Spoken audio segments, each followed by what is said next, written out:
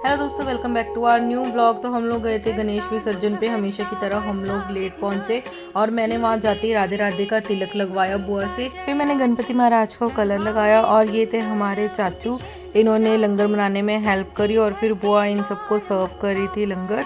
Then ये जो हमारी पहलवान गार्गी, इसे प्लास्टिक का ग्लास तक नहीं खुल रहा था और बुआ फूफा ने लगाया आइसक्रीम का लंगर, जिसके लिए तो बहुत ज़्यादा ही रश हो रहा था। और ये थी गणेश जी की पोटली, इसमें सब लोगों ने अपनी विशेष डाली थी लिख के।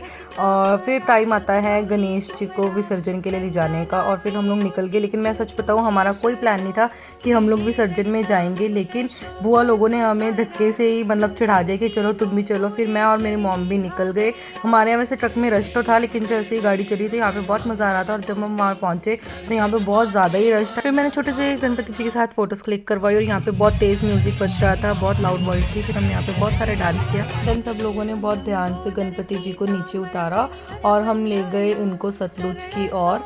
और जाते जाते हम लोग रेत में चल रहे थे तो बहुत ज़्यादा पैर दर्द कर रहे थे।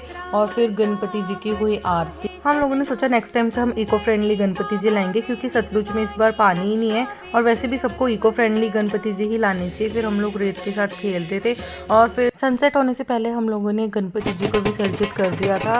और बहुत आगे जाके विसर्जित करना पड़ा, क्योंकि जो गणेश जी की मूर्ति थी वो बहुत बड़ी थी। उसके बाद हमने लड्डू वाला प्रसाद खाया।